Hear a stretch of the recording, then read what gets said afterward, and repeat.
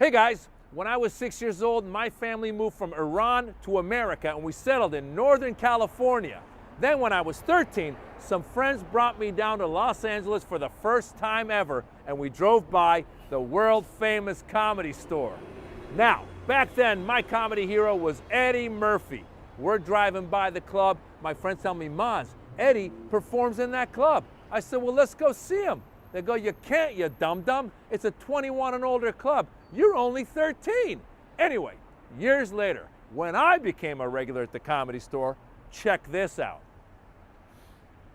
Right there is Eddie Murphy's name, and right there is Maz Jobrani's name. Ha ha! You see, in America, dreams do come true. Go back to your country. Hey, big fan. All right, showtime. Let me in. I think I'm on tonight. Comedy Store. It is my honor to present the one and only Mr. Maz Jobrani!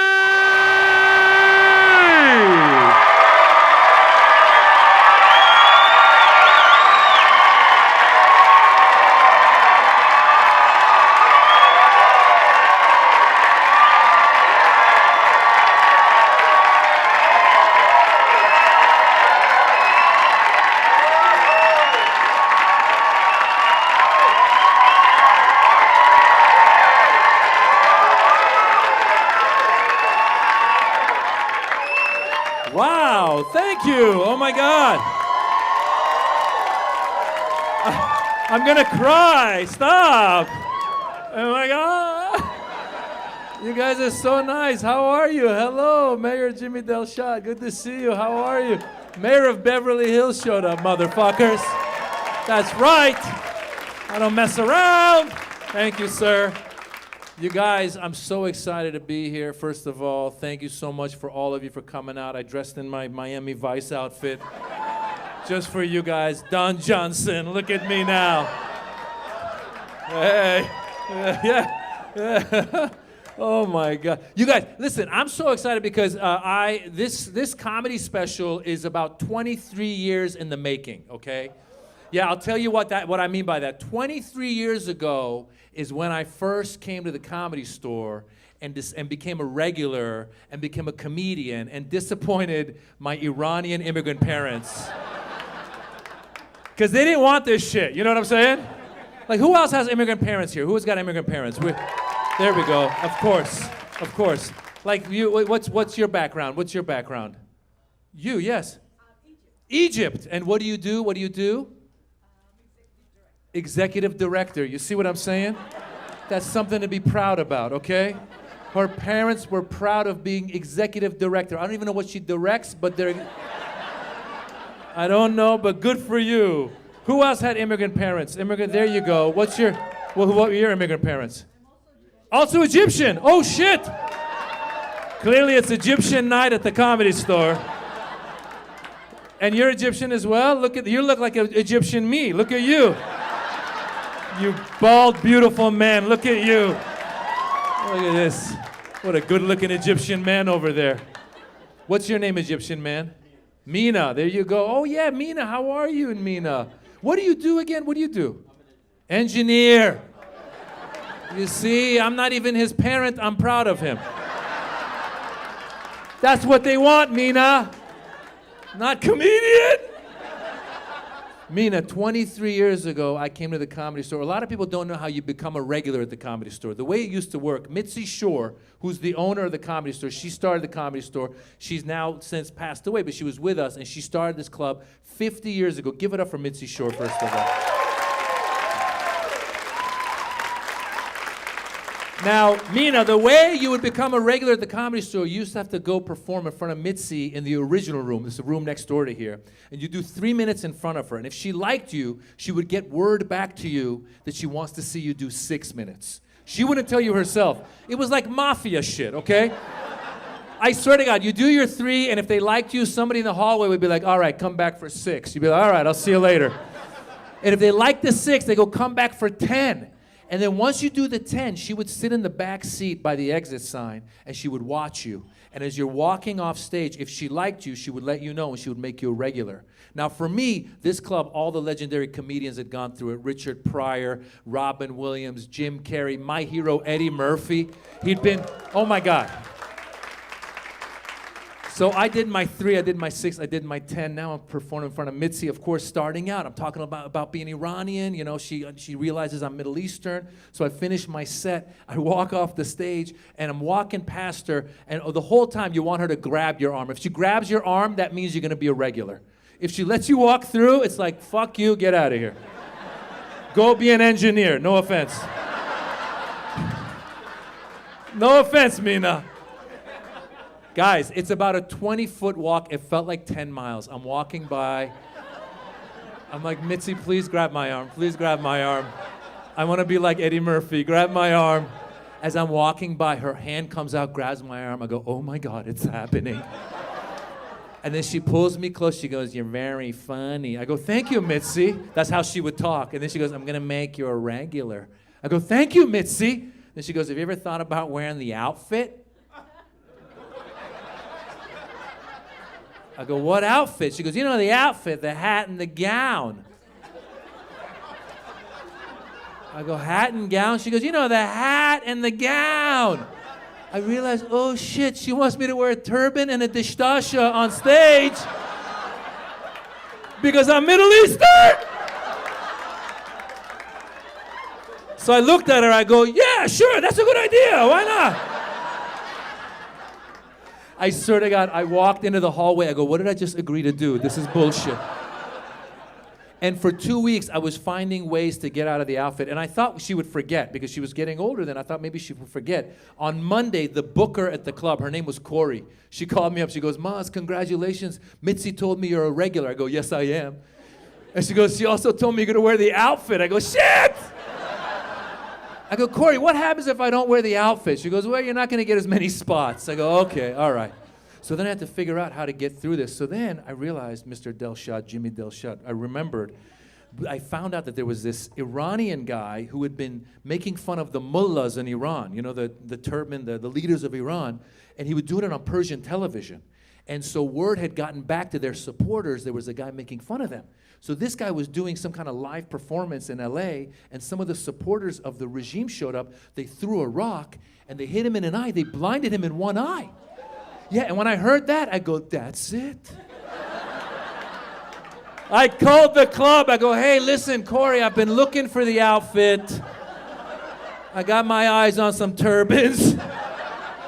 But I just want you to know, I just found out that there was a guy who was wearing the outfit, and the supporters of the regime showed up, and they threw a rock and blinded him. So I could wear the outfit, but they might come to the club and go after me. And worse yet, they might blow up the club.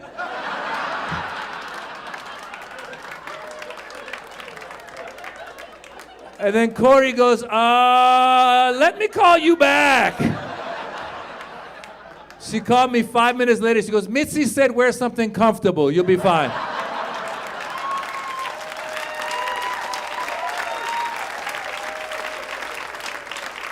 I got out of wearing the outfit. And now I'm Miami Vice. Look at this. Shit, man. Oh, my God. So the club turned 50 this year. I also turned 50 this year. Thank you. Thank you. Thank you. I just want to point out, I said I turned 50. Not one of you was like, no way. So it's a little fucked up, people. When someone says they're 50, you're supposed to be like, you don't look a day over 49, you know? But you guys were like, oh, you're going to die soon. Wait a minute. Who's in their 50s here? Anybody in their 50s? Anybody else? There you go, beautiful young lady. There you go. What's your name, sir? Blake. Blake, yes. The white man. How are you, Blake? Blake, the white man. Blake, how old are you? How old are you? 59. 59? You look great. You see how that worked? I did fucking... Couldn't you have done that to me, you assholes? He looks horrible, but I told him he looks great. No. I'm kidding. You do look great, Blake. Now, here's my question. You're 59. Did you get the shingles shot? Did you get the shingles shot? You did. Listen. This is what 50-year-olds talk about. I swear to God, Blake, I didn't even know what the shingles shot was. I swear to God, I was talking to some kid. The 20-year-olds have no idea, all right? I told the 20-year-old I got the shingles shot. He said, shingles are on the roof, bro. I go, no, it's a real thing. I don't even know what it is. I swear to God, Blake, I still don't know what shingles is. I know as soon as I turned 50, they started running that commercial. Have you seen the commercial? It's the worst commercial ever. You're watching TV. It goes, are you 50 or older? I was like, well, yes, I am. And it goes, you might get the shingles. And then they show this guy, he's bent over in pain. He's like, And the voiceover is like, you will not be able to do anything with your life. You will stay home. You can't see your family. And then it shows the guy's skin is burning.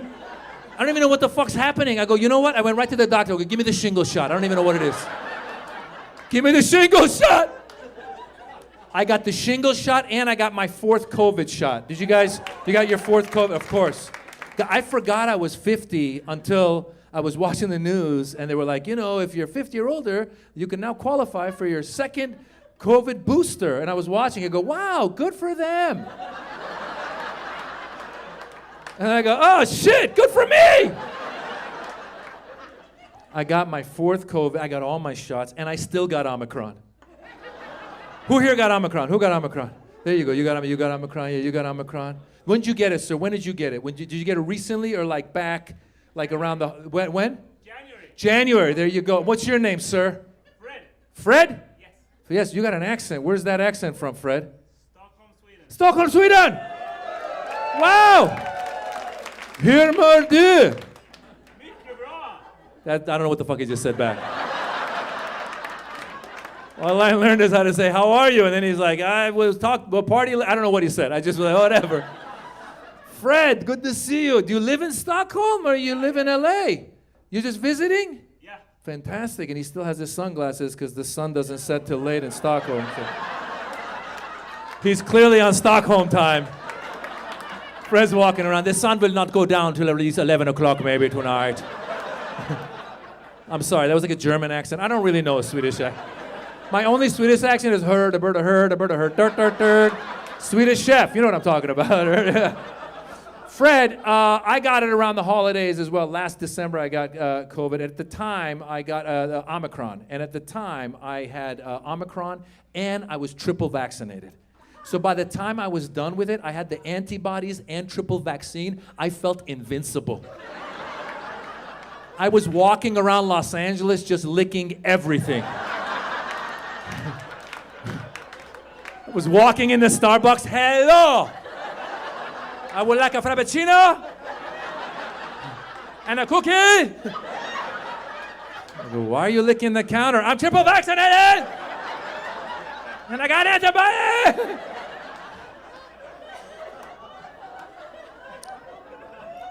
They say the symptoms for Omicron was head cold, lower back pain. Did you feel that, Fred? Is that what you had? What were your symptoms? What were your symptoms? Minor. Minor. Look at you, Swedish cocky motherfucker. This guy. My symptoms were minor, like your penis. I got the undertones, Fred. I got the undertones.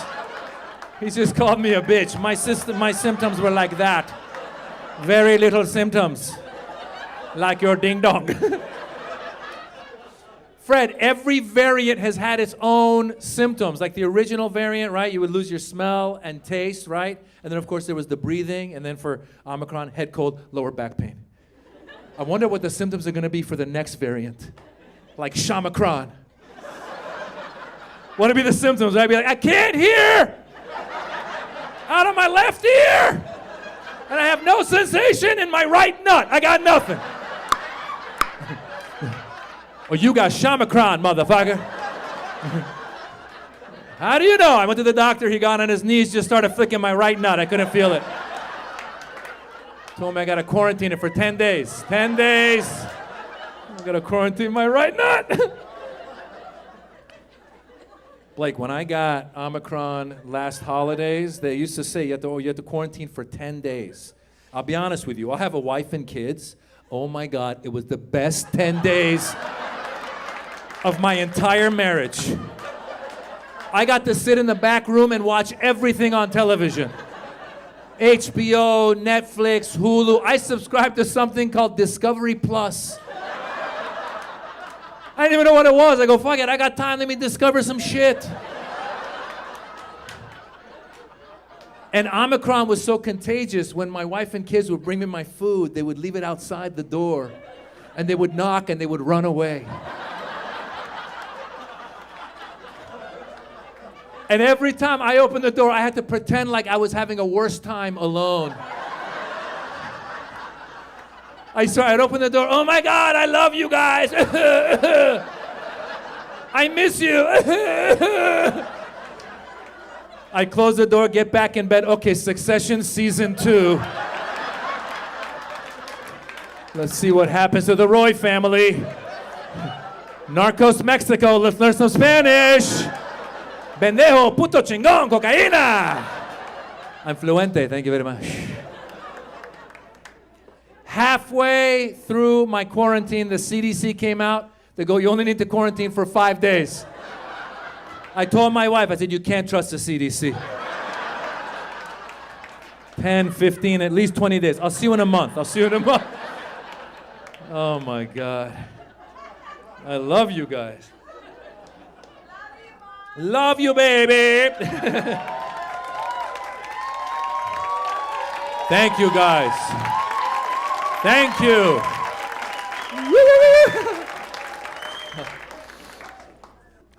Like I said, I got the shot. Which one? You said you got the shot too. Which one did you get? Which shot did you get? You got all 4, but like the brand, which... Moderna, there you go. Okay, there you go. I'm proud of you. You were like responding to me like I was the LA City Health. They're fans of yours right there. There you go. Are those your doctors? Who are they? Oh, your friends. They're so proud of her. You got the 4 shots. We're proud of you. What's your name? Homeira. That's a Persian name, Blake, right there.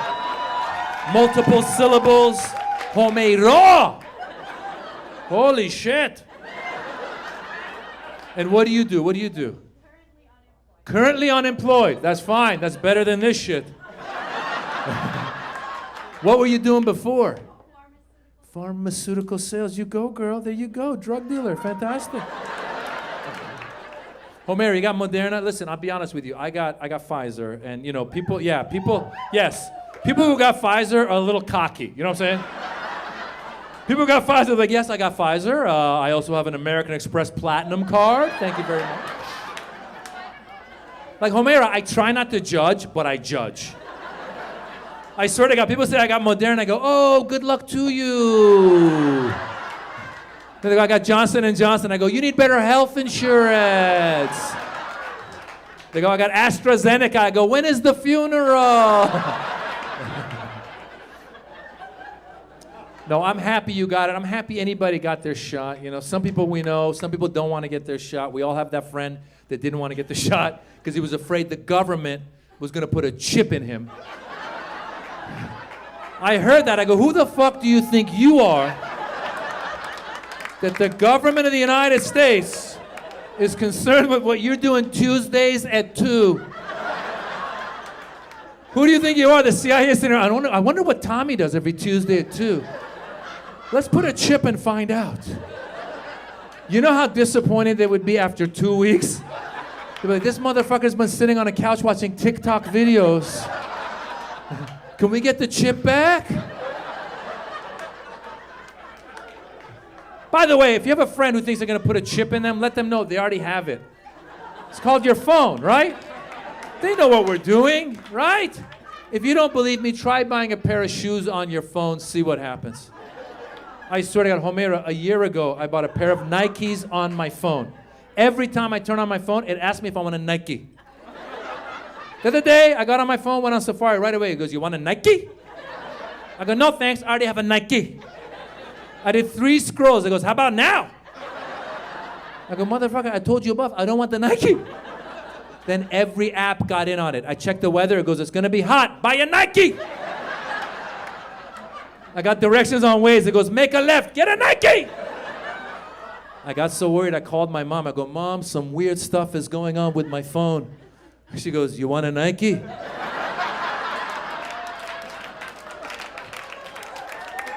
I go, you too? She goes, Maz. I go, what? She goes, just do it. That's the tagline for Nike. Yes. Thank you. Every time I do that joke, I get $1 from Nike. Thank you very much. I'm kidding. So my mom had an accent in that joke because, as you guys know, like I said, I'm Iranian and my wife is Indian, all right? So are there any Indians tonight? Any? There we go. Thank you, all 3, 4, 5. That's how they multiply. You see how that worked? We had 4, all of a sudden 5. By the end of the show, 1 billion will be in here, you guys. It's my people right there, my cousins. So guys, check this out. I'm Iranian, my wife's Indian. All right, now I got a theory. Who else here is in a mixed relationship? There you go. What's the mix? What do we got? Black and white. Thank you very much, sir. He looked at me like I'm so stupid. He goes, asshole, black, white.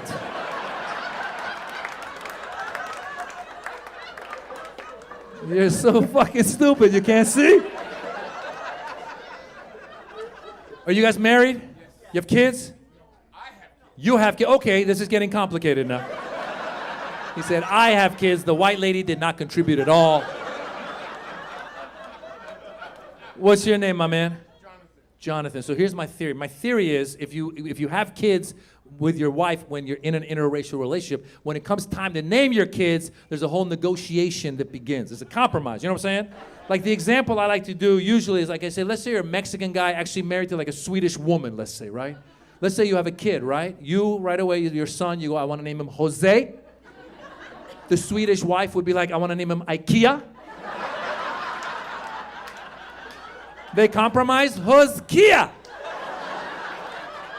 You see how that works? So when my son was born, I went to my Indian wife out the gate. I started with a nice Persian Muslim name right out the gate. Went to my wife, my Indian wife, I go, hey, how about Mahmoud? That's strong, right? She came back, it was a negotiation. She comes back, she goes, how about go fuck yourself?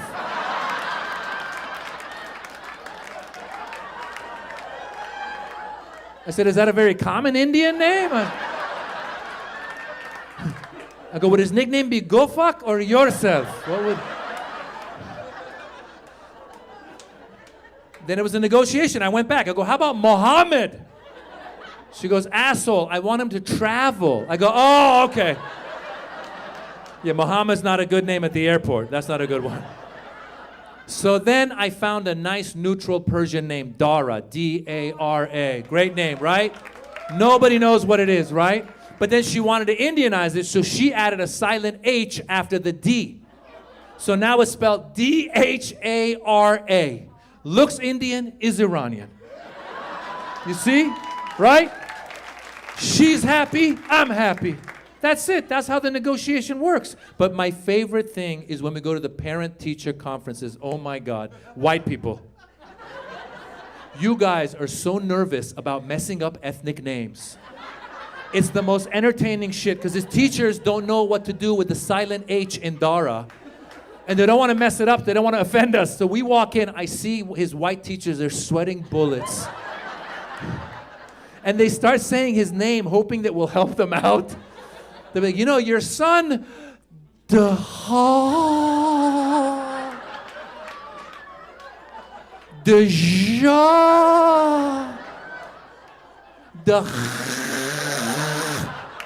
I go, there's no cha. Where'd you see the cha? The H is silent. White people, every time you see an H in a Muslim name, you start going, there's no cha. I told her, relax. I did the H for my Indian wife. I wanted Mohammed. She goes, you mean Mohammed? There's no cha. When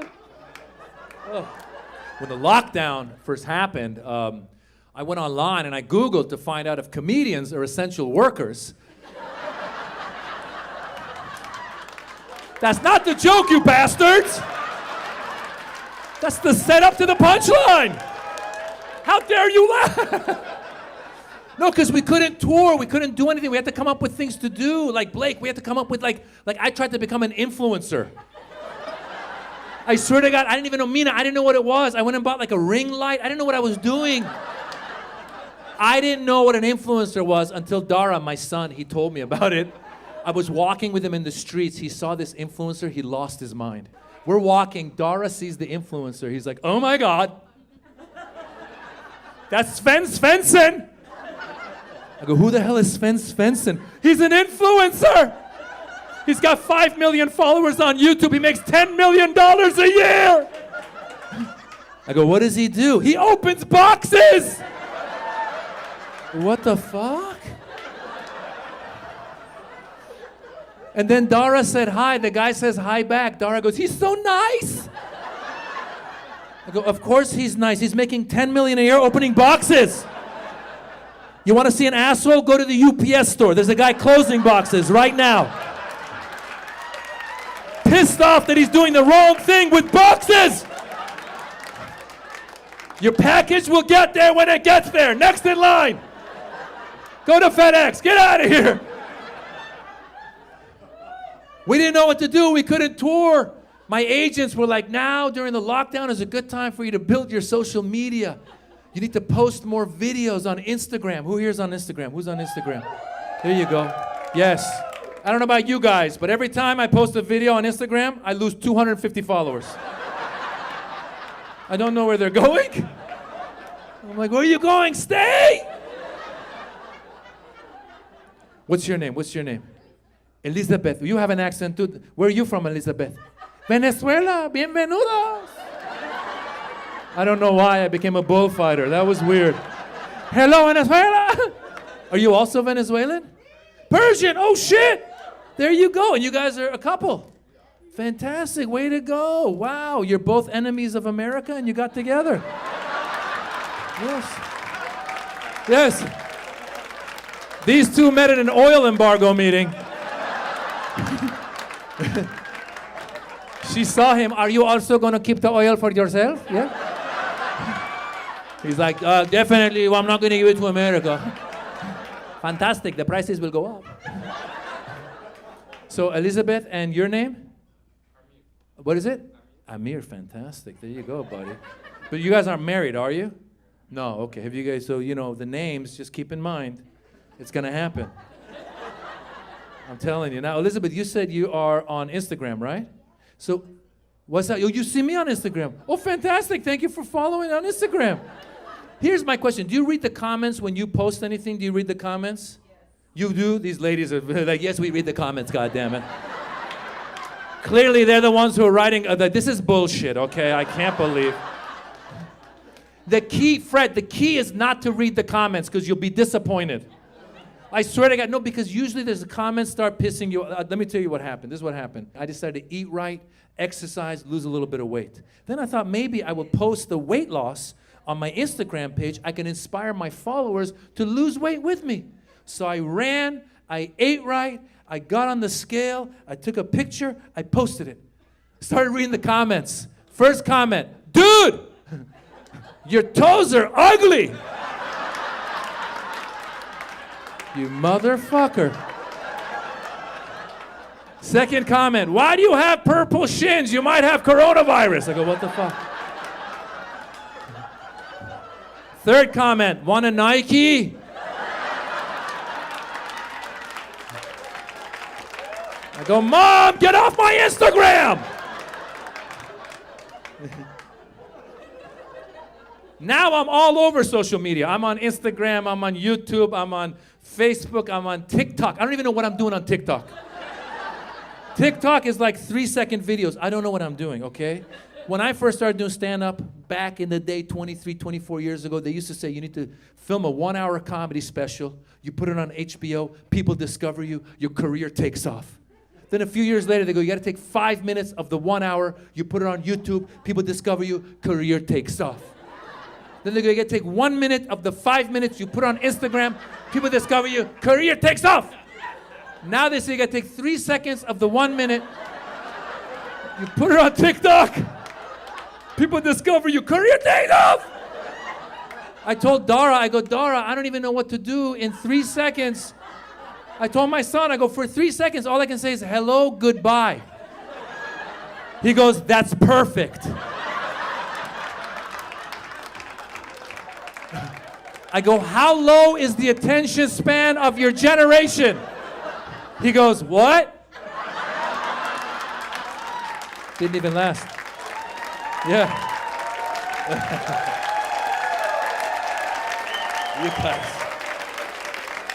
You guys are awesome. Oh my God. Been a crazy couple of years. Comedians had to do Zoom comedy shows. Yeah, holy shit. Who else? Who else? You guys did business on Zoom? Who else did? Yeah, there you go. There you go. What's your name, sir? Josefa? Oh wow, what's your background?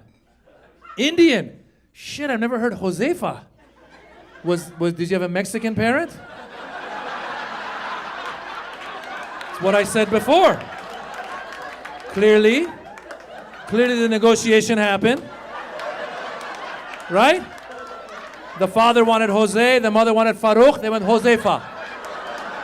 That's how that works. That's how Josefa. What were you doing on Zoom? What's your occupation? You work for Johnson & Johnson. Holy shit. Holy shit. This guy. Moderna, you can look down on him now. There you go. You're like, Josefa, I don't know about this.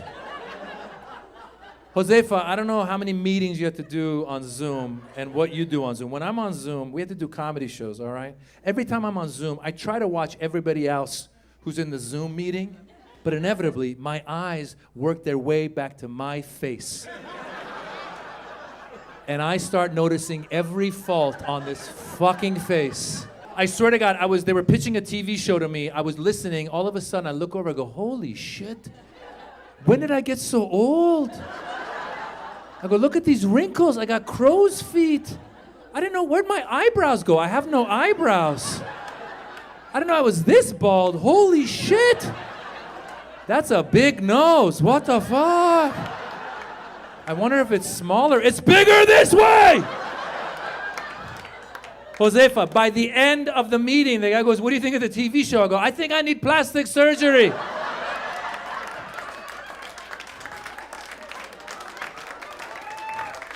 And I thought about getting it. I did, because I found out if you want your eyelids to open, you go to the plastic surgeon. They pull your skin back so your eyes open. I thought maybe the guy could pull my skin back, give me some thick eyebrows, thin nose, some white teeth, some nice hair, right? And the key to getting work done, I found out, you're not supposed to admit you had work done. Right? So I'd be walking around Los Angeles all shiny. People be like, Maz, did you get work done? I'd be like, no. I've been juicing.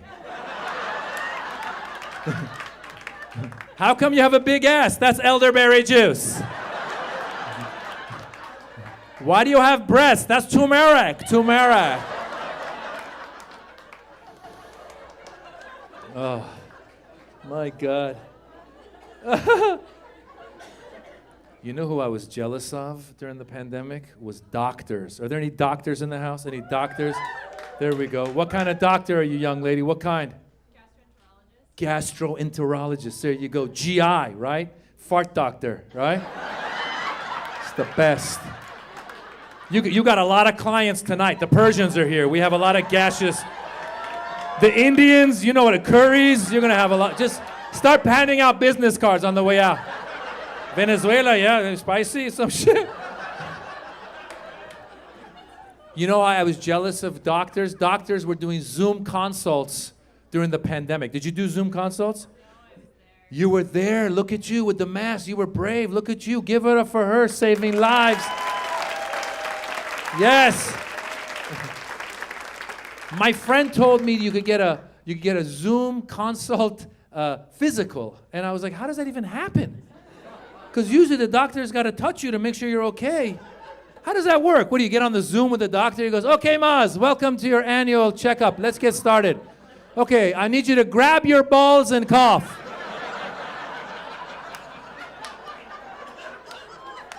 Are you feeling anything strange? No? Okay, stick your finger up your ass. Anything at all? No? Okay, do the copay on the way out. You'll be fine. I was so jealous of doctor. I should have been a doctor. I should have been a doctor. Have you ever heard anybody say that to you before? People say stupid shit like that. I'm happy you haven't heard it, because some people will see like a doctor in a nice car. They go, I should have been a doctor. Like it's a weekend extension course. What's your name, Doc? What's your name? Melanie. I knew I couldn't be a doctor from the 5th grade. Yeah, when they brought that frog out. Remember the frog? You guys remember the frog? In the 5th grade, they brought out a dead frog. Melanie, it was pinned to a tray with his arms out, just like Jesus. He's just... the most disgusting shit I've ever seen. And they doused him in formaldehyde. They put him in front of me. I raised my hand. I go, teacher, what do you want me to do with the frog? She goes, cut it open. I go, fuck that. You cut it open. That's the day I knew I was not going to be a doctor. That's the day I became a comedian. I swear to God. I went to the other side of the room. I just started telling jokes. Right away, I go over. I go, knock, knock. They go, who's there? I go, not the frog. He's dead. He's dead in formaldehyde. I'll be honest with you. The pandemic also made me realize I could never be a doctor, okay? Because as soon as we could get those masks, the disposable blue masks, we bought some of the disposable blue masks. I put it on with my big-ass ears.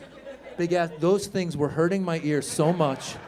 I couldn't last 5 minutes in Whole Foods. My wife sent me to Whole Foods to go shopping. Remember early on in the pandemic, you'd get dressed up in like a homemade hazmat suit? With like dishwashing gloves, ski goggles, and the fucking mask. I'd be walking around. I couldn't last 5 minutes in Whole Foods. I was like, this is bullshit. I'm just gonna get the dried mangoes. I will come back for the quinoa. This is bullshit. My ears are hurting. I would run into the car, take off all my gear, start eating my dried mangoes. Oh my God, my ears are hurting. Fuck. I couldn't last 5 minutes in Whole Foods. Meanwhile, doctors will operate on somebody for 8 hours wearing the mask, right? They'll be in the operating room, right? They get started. Scalpel! They cut the guy open. And then hammer! I don't know what it is. Blender! I don't know. I'm cooking at this point. Halfway through the surgery, the nurse will be like, doctor, do you want a mask break? No, God damn it! We're here to save a life. I'll be here for 8 hours. My ears will suffer. If I were the doctor, 5 minutes in. Guys, he's not gonna make it. I gotta go. This is bullshit. I have dried mangoes in the car. Let's go, guys.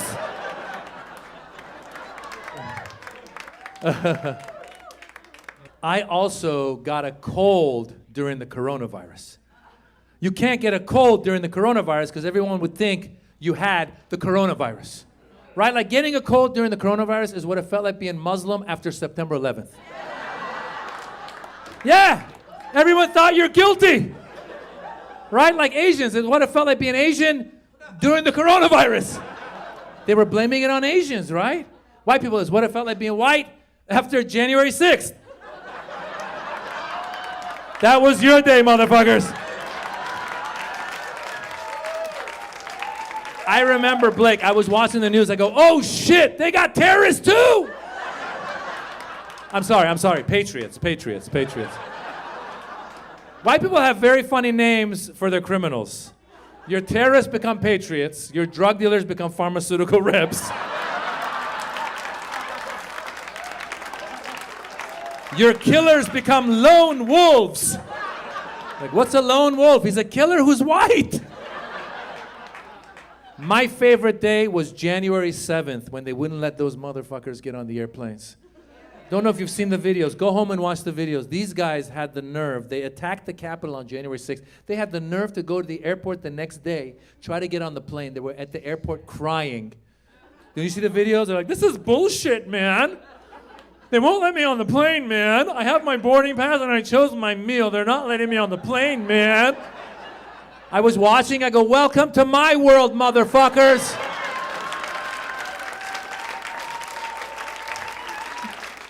They haven't let my people on planes for 20 years. My cousin Mahmoud is still walking across the country. I go, by the way, when they didn't let the Muslims on the planes, we didn't cry. We didn't cry, okay? We just walked away. We're like, okay, fine. I would just hijack the next plane. That's how you do it. I've been following the whole January 6th. I don't know if you heard about it, but they obviously they put a lot of the people who stormed the Capitol, they put them in jail. And a lot of them, when they were caught, they said that they didn't mean to storm the Capitol. They got caught up in the moment. What kind of stupid ass, bullshit, white privilege excuse is that? Because I don't know about you guys, but I've never been outside of a bank just using an ATM. Looked over, seen a bank robber run by, made eye contact. Let's do this shit, motherfucker.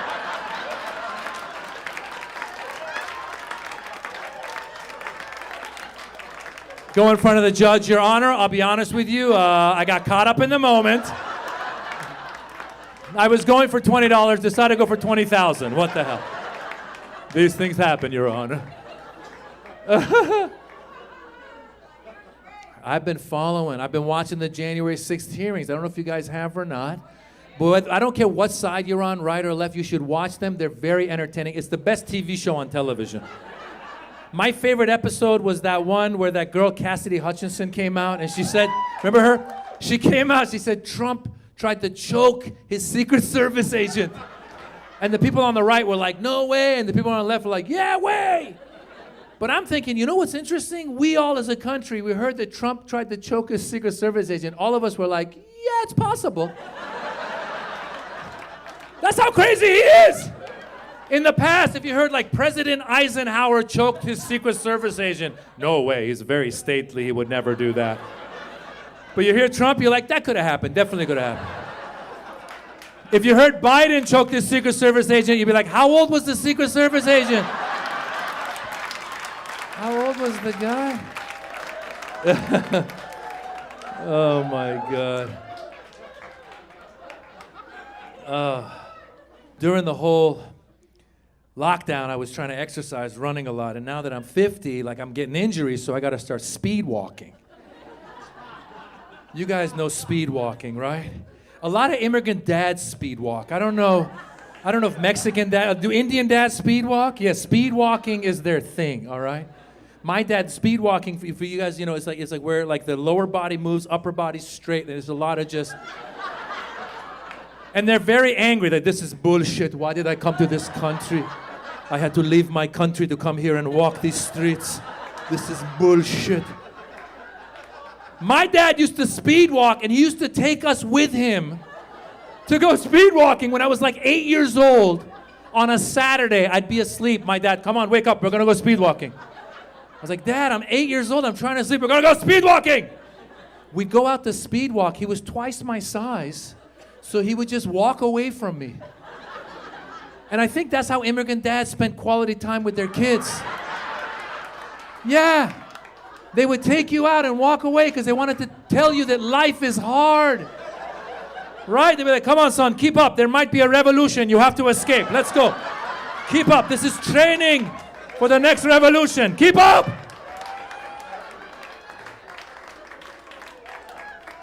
And then I realized we weren't there just to speed walk with our dads and our immigrant dads, but also we were their therapists.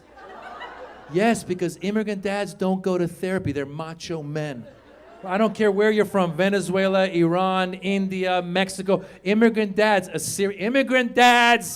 don't go to therapy. The kids are the therapists. Once in a while we're walking, my dad would just unload on me. I swear to God. One time I was walking with my dad. Come on, son, keep up. I go, Dad, wait up. Keep up, son. Dad, wait up. Son, come here, son. Your mother, bitch. I go, oh, shit. I think we just had a breakthrough. That was good.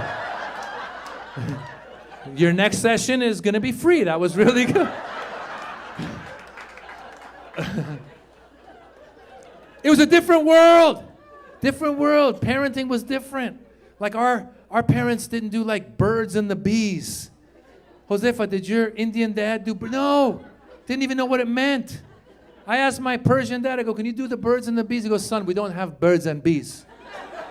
We have lawyers and doctors. And I hope you be one.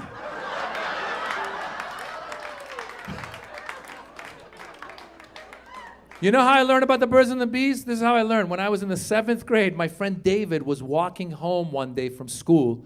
He found 3 grocery bags filled with Playboys, just outside by the garbage. That's how they used to do it back in the day. Then the guy was done, he would pay it forward.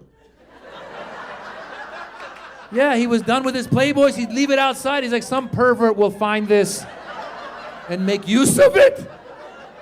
David came up to me and goes, listen, I got 3 bags of Playboys. You want one? I go, of course I want a bag of Playboys. I took it home. I taught myself the birds and the bees. I was very good at it. Thank you very much. Thank you. But then also having the immigrant entrepreneurial mentality, 6 months later, I took the bag to school and sold it to all the other boys. Made a profit, bought my first house. Thank you very much. Nobody did birds and the bees. Now we got to do birds and bees. I stumbled into the birds and the bees. Who's got young kids here? Who's got young kids? Anybody? There you go. How old are your kids? 12 and 18. There you go. How old are your kids? 17. Did either of you do birds and bees with your kid, the sex talk? Did you do it? You did, right? And you kind of did, right? You were like, here, let me get you started. Right? You're like, here's a man, here's a woman, and here's a magazine. Go figure it out.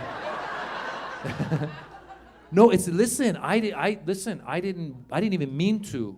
I didn't mean to do the birds and the bees. I stumbled into it because we read books as parents now. We read books. And the book says if your kids ever ask you a question, answer them honestly. That's what you got to do, right? So I was watching when my daughter was 8 and my son was 10. I was watching a TV show with them. First of all, as your boy gets into his teenage years, boys get a little spaced out. Like Dara's a smart guy, but he's a little just, oh. And girls are sharp. You're sharp. My daughter is like CSI, FBI, CIA, all combined. She is paying attention. Guys, we were watching the TV show Blackish. Great show, right? Blackish. First episode of the whole show. I didn't know this was going to happen. I'm watching with the kids. First scene of the whole show. The father walks in to his high school son's room. He opens the door, and the high school son is about to masturbate. Like he's about to pull his underwear down. The dad opens the door. He sees it. He goes, oh, and he walks out. And the son goes, oh, and he jumps on the bed. My son doesn't even notice. My son, he's just, oh. My daughter, right away, she goes, what just happened? I go, what just happened? Like, what just happened, like, on TV or in the world? In the world? She goes, no, what just happened on TV? And the whole time, I'm like, be honest, be honest, be honest, be honest. I go, okay, baby, this is what happened. This is what happened. I go, okay. What happened was, the kid is in high school, and the father walked in the room, and he was in his underwear, and it was embarrassing, so the father walked out. And she goes, oh, okay. I go, thank God I just dodged a bullet. Very next scene, the father goes into the mother. He goes, hey, I just caught our son playing with himself. Again, my son just, oh. My daughter, she goes, what does that mean? I go, what does that mean? She goes, yeah, what does that mean? I go, what is that? What is that? Okay, be honest, be honest, be honest, be honest. Okay, what that means? I go, okay, playing with it. What that means, playing with it. What that means, playing with yourself. What that means is once in a while, when boys are in high school, they just squeeze their pee-pee, just a little squeeze, just a poo-poo-poo-poo, just a poo-poo-poo-poo, just a little poo-poo-poo-poo, poo-poo-poo-poo. She looked at me like, what the fuck? I go, no, it's just a little, just a poo-poo-poo-poo, just a little poo-poo-poo, just a poo-poo-poo. And then she goes, did you do it? I go, listen, we don't have birds and bees. We have lawyers and doctors. Stop asking questions. Shit.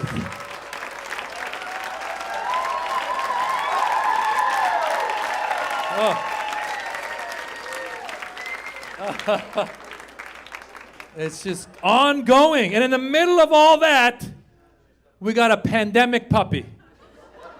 Anybody else here get a pandemic puppy? There you go. You got one? You got one? Which kind you get? Chihuahua? There you go. You guys live together? Fantastic. You said no? You said yes? Some weird shit's happening right now. Because Amir thinks they live together. Elizabeth's like, no, motherfucker, you don't pay rent.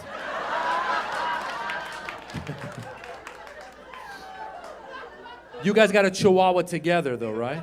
So here's the check. Was it your first dog, or you had a dog before? Yeah. See, I never had a dog. I never had a dog before the pandemic because, again, a lot of cultures aren't dog people. Like when I was a kid in Iran, like I wanted a dog. Iranians weren't big dog people when I was in Iran, right, Mr. Delsha? We weren't big. When I was a kid, I asked my dad for a dog. He got me a rooster. I swear to God, I'm not making it up. Every once in a while I hear, "Cuckoo!" And my dad, that's your dog, that's your dog. I went to school, they go, draw a dog. I drew a rooster. They go, this guy's a fucking idiot. Then we came to America. America, everybody's got a dog. Americans love their dogs. So when I came to America, we came when I was 6. At the age of 7, I wanted a dog. So I went to my dad. Again, my dad, I wanted a dog. And again, my dad, macho Persian man, didn't even know how he could go about getting a dog. So he had another friend who was another macho Persian dude who had 2 dogs. So he goes to that guy, goes, hey, listen, you have 2 dogs, give me 1 dog. And the guy's like, sure, take dog. Not one of them thought for 1 minute that these 2 dogs have grown up together, they're gonna miss each other. Yeah, don't awe the dog, awe me. I was 7 years old. This dog showed up, it was the saddest dog you've ever seen. Oh my God, you don't even know. I would try to take him for a walk. I'd be like, come on, Lassie, let's go for a walk. He was like, fuck you, my name's not Lassie. I'm gonna stay home and listen to sad music. Hello, darkness, my old friend. After 2 days, my dad goes, listen, dog doesn't like you, give dog back. I go, but I like the dog. Dog doesn't like you, give dog back. I go, I want the dog. He goes, you're lucky you can give dog back. Your mother doesn't like me, I can't give her back. Give dog back. So we gave the dog back. And I didn't have a dog until the pandemic. I was sitting there with my wife and kids. I have a request, wives, girlfriends, please don't ask your husbands a question when you've already made up your mind on the answer. This is bullshit. You guys do this all the time. Right? Like you'd be sitting around, right? Someone a little, yeah, you're really, there you go. Those 2 guys are upset. You know what I'm saying? You'll be sitting around and your wife will be like, should we get sushi for dinner? Right? And you'll be like, you know, I'm not in the mood for sushi. They'll be like, you're never in the mood. For when are you ever in the mood? If you want the sushi, get the fucking sushi! I'll eat whatever you give me! My wife pulled that shit with the dog. We're watching TV. My wife goes, should we get a dog? I go, babe, I don't know if it's the right time for a dog. There's a pandemic, there's protests, there's an election. It's not the right time. She goes, you never say it's the right time. When is it ever gonna be the right time? I go, woman, if you already know you want the dog, then why are you asking mine? Just get the fucking dog. And then she pulls this bullshit. She goes, let's just go look at the puppies. What kind of bullshit? Wife negotiating tactic, Indian negotiating, I don't know what that was. Who just looks at a puppy? What kind of Disney villain would I have to be to just look at a puppy and not bring it home? Right? Who sees the puppy? I don't want the puppy! Destroy the puppy! Oh, hell no. We saw the puppy, we brought her home. Little mini golden doodle. Yeah, I know. I know. My wife colors apricot, okay? She's cute. She looks like a little teddy bear. My wife named her Yasu. It's a Japanese name. Thank you. One person likes the name. Thank you. My wife, so it's a Japanese name. It means peaceful. So now I'm Iranian. My wife is Indian. Our dog is Japanese. Our nanny is Guatemalan. Our neighbor is Korean. I could run a goddamn immigration office out of my kitchen right now. And I've learned a lot since we had the dog. For one thing, I learned Japanese and Koreans don't get along. Did you know this? I didn't know this till I was walking with Yasu, my little Japanese dog, came upon my Korean neighbor. She goes, "What's your dog's name?" I go, "It's Yasu." In Japanese, it means peaceful. She goes, "That's interesting, because Yasu in Korean means beast." I go, "Well, that's interesting, because my dog is peaceful." She goes, "You don't want beast?" I go, "I'm good." And then she walked away angry. And I was like, "What the hell? Why was she upset?" I went to my wife. I go, "Why was the neighbor so upset?" She goes, "You idiot. They don't get along. What do you care? Just tell her it's beast." So the next time I saw her, I said, "Listen, my bad. The dog is actually Korean. She's beast." And my neighbor was like, "Oh, very good." So she walked away. And then I kept walking, and I ran into some Greek guy. He goes, "Oh, your dog's name is Yasu. You know, in Greek, Yasu means hello." I go, "Jesus Christ, we're going to start World War III over this dog's name. I'm just trying to get her to take a shit so I can go home and take a nap." So now her name is Hello, you peaceful beast. That's it. Yeah. And I'll be honest with you guys, I've embraced, well, I love my dog now. I'm telling you, Elizabeth, I walk that dog. When I pick up dog shit, I feel more American than I ever have. That's what we do in America. We pick up dog shit. I feel more American picking up dog shit than when I got my citizenship paper. I pick up the dog shit, I hold it to the sky, I talk to my dad. "Father, I finally have a dog. I'm American, Father." Because let's face it, Americans love their dogs, right? They hate their parents, but they love their dogs. A dog shit, they pick it up. The parent shit, retirement home. Or Florida, same shit. You know what I'm saying? So you guys, so Yasu has this little stuffed pet monkey that she likes to play with. She'll put it in her mouth, and she'll come to you, and she'll wag her tail, and she'll whimper, which means let's play. So she'll show up, she'll be like, which means chase me. So one night I was at home, I was washing dishes, and Yasu walks in with the monkey in her mouth, and she's walking slowly. She's not wagging her tail. And I'm looking, I go, "Why is Yasu acting weird?" Then I look closer, I go, "Why is the monkey darker than normal?" I go, "Oh shit, that's not a monkey, that's a dead squirrel." Yeah, I did the research. Golden Doodle. It's a golden retriever poodle mix. They retrieve dead animals and they bring it to whoever they worship the most in the house. Yeah, and up until then, there'd been a competition between me, my wife, and the kids. "Oh, she loves me more. She loves me more." And as she was walking towards me with the dead squirrel in her mouth, slowly I go, "Oh my God, she loves me more." And she's walking towards me like it's a scene from Game of Thrones. And she's bringing me gold. She's like, "For thee, my lord, I bringeth thy dead squirrel for thee, my lord." And she drops it and just walks out backwards. And I'm washing the dishes. I go, "What the fuck am I supposed to do with this?" So I put on all kinds of gear, wrapped it up, threw it away. Next morning, I had to take the kids to school. The one thing I miss about Zoom school is the commute. Remember, the commute was so easy. Oh my God. You just wake up in the morning, you go to their room, you'd wake them up. "Hey, wake up! Go to school!" They'd get out of bed, they just walk to their desk. I'd go downstairs, I'd tell my wife, "Listen, I dropped them off, you pick them up." Now you gotta drive them through traffic again, right? And my son, like I told you, smart kid, little spaced out. He has no sense of time. I was trying to get out of the house by 7:30. He walked downstairs at 7:29. Like no big deal. Like one shoe on one foot. Just starts telling me about a dream he had the night before. He's like, "Hey Dad, what's going on? I had a dream last night and there was a waterfall, but the waterfall was going the wrong way. And I don't know why it was going the wrong way." And I'm late. I'm like, "Hurry up, get in the car, get in the car." Like, "All right, whatever, calm down, whatever, all right." And then he started walking the wrong way. I go, "Where are you going? The door's that way." Well, "All right, we're gonna go say bye to Yasu. Calm down, whatever, all right." So now he's saying bye to Yasu. All of a sudden, I hear him. He goes, oh no, she did it again. I go, what? He goes, come look. So I go look. Now there's a dead rat on our lawn. Yeah, with his arms out, like he's waiting for CSI to show up to draw the chalk. And I'm sitting there, go, oh my God, are we living with a serial killer?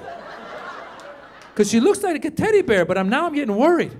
And the next day I saw her walking in the backyard with a little dead baby bird in her mouth. I go, holy shit, she's not a teddy bear. She's Teddy Bundy. So now I get the kids in the car to drive them to school. The one good thing about my son being spaced out, when we're driving to school, he doesn't talk. He's in the back seat just watching the trees go by. I have no idea what's on his mind.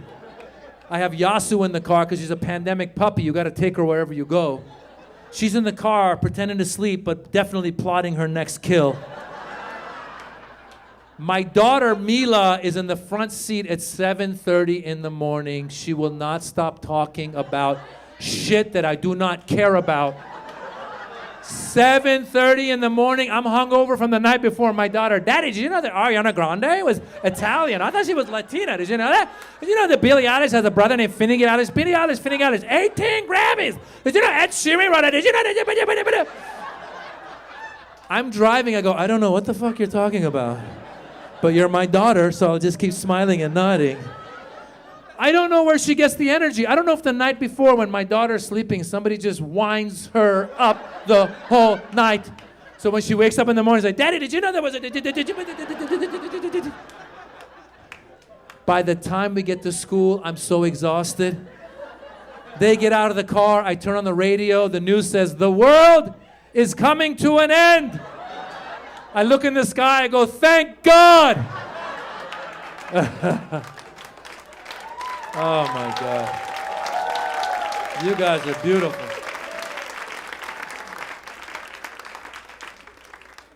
I got one more story I want to tell you. So this happened. We took the kids to a sleepaway camp. Have you heard of sleepaway camp? For those of you who don't know, sleepaway camp is where you get to drop your kids off for a week and just have a life. Oh, it's the best thing in the world, all right? And we signed them up for what we thought was a parkour camp. Have you heard of parkour? Again, for those of you who don't know, parkour is where kids learn to climb up walls and shit, okay?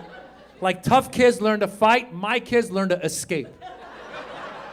I told them, you're ever in trouble, hop, skip, jump, jazz hands, get out of there.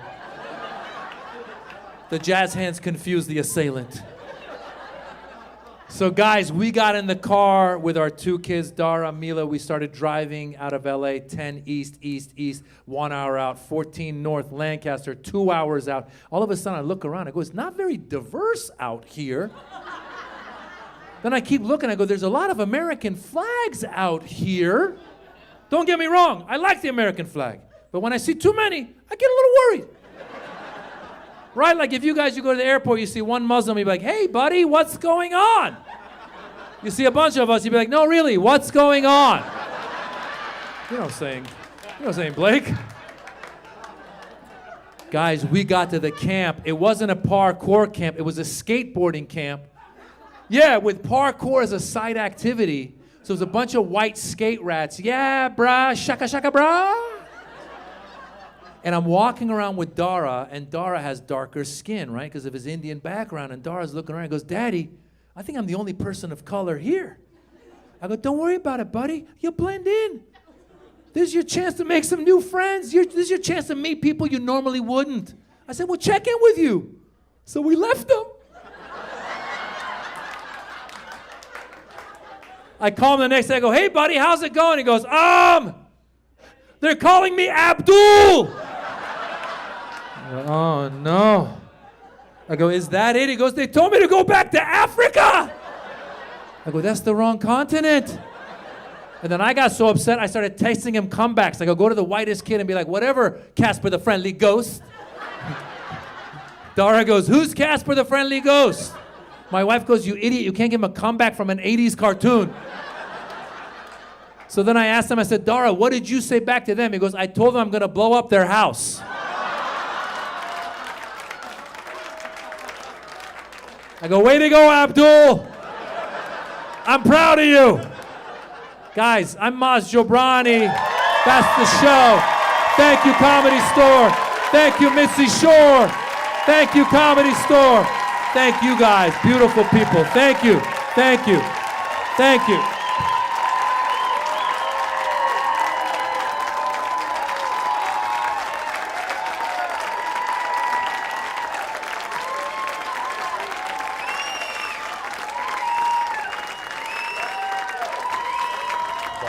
But it's not even that big of a crowd to get taped. If it were a good crowd, I would want you guys to tape it so I could get that tape to this Aspen guy. But it's not a big crowd, so I might have to like leave my material, work the crowd, do some butt jokes and stuff, and it won't necessarily be my set about me, which is what I want the Aspen guys. So, and that's a gamble too. Maybe he comes out one night and there's not a good crowd, then I'm screwed again because I got to work the crowd. I can't get up there and just do my material about myself. People are just sitting there looking at you, you know. So that's it. Good? So let me go find out where they are. Who? In terms of the lineup. And I think I'm gonna get up.